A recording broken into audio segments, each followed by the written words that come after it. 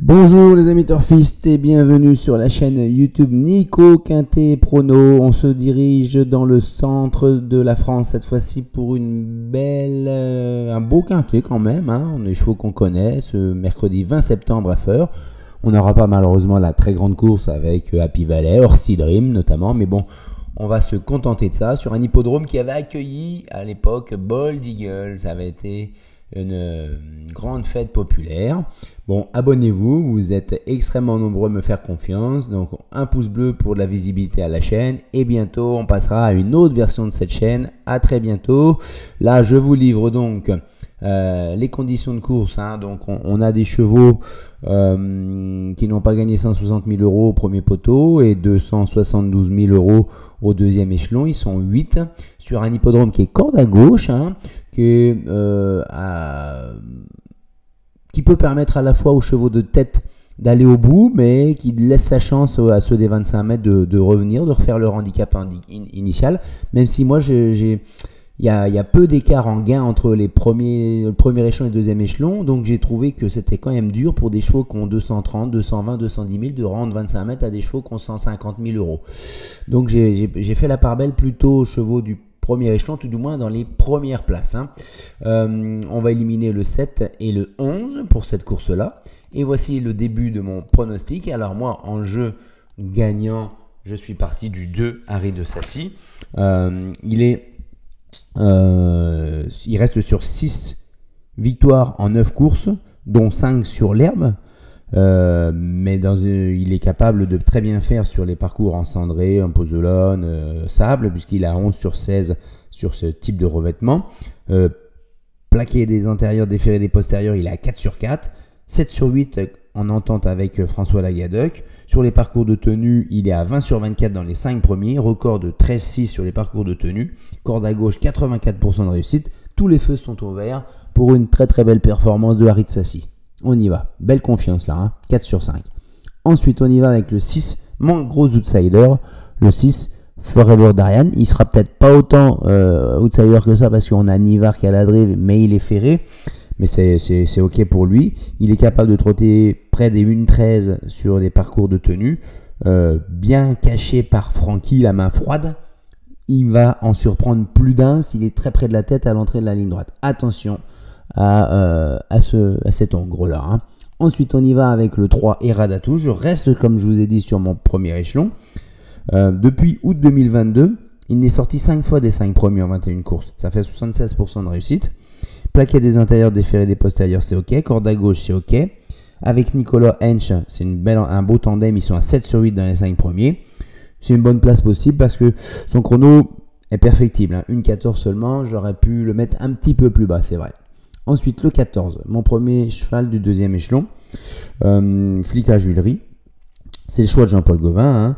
Il reste sur 2 distancés alors qu'il avait course gagnée.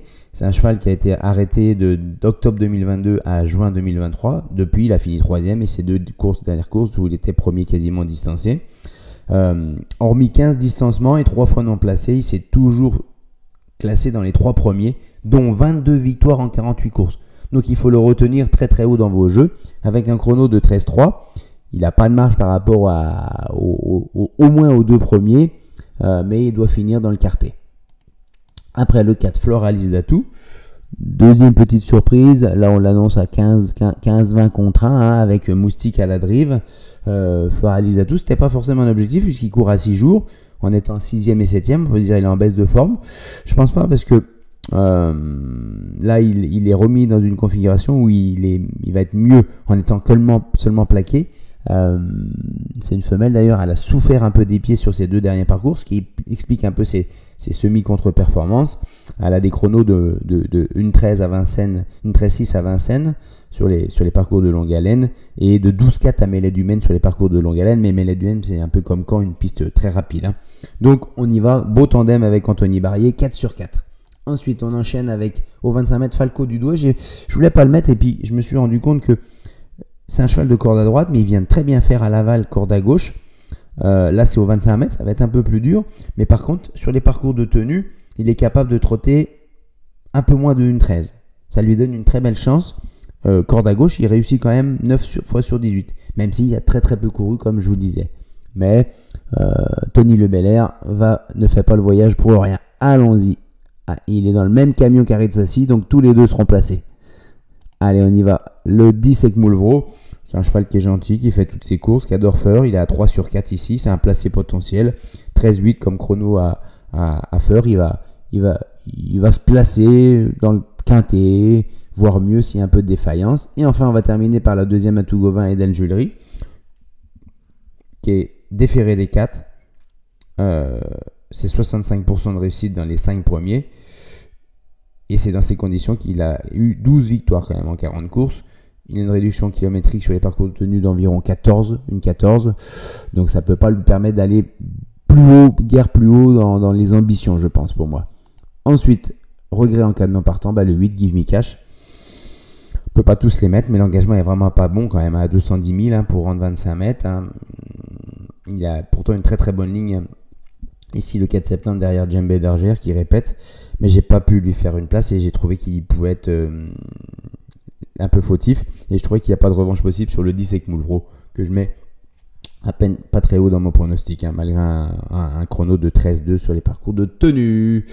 Voilà les amis, le béton on est assez confiant, la gagne éventuellement, placé pour moi c'est un bon point d'appui, et Radatou aussi ça doit faire dans le quintet ou en champ réduit. Le coquin du quintet à Bellecote, Forever d'Ariane. Et la déception, ça pourrait être Formy qui, hormis une victoire dans un quintet plus à 54 contre 1 et 3 fois 5e, c'est tout ce qu'il a fait en 16 courses. Donc ça fait un peu juste aux 25 mètres, je pense. Un cheval de train, c'est un peu la course visée, mais voilà, faut prendre des risques. On se retrouvera dès demain, les amis, pour un quintet jeudi à Vincennes. Et allez, direction les 10 000 abonnés. À très bientôt. Bye bye.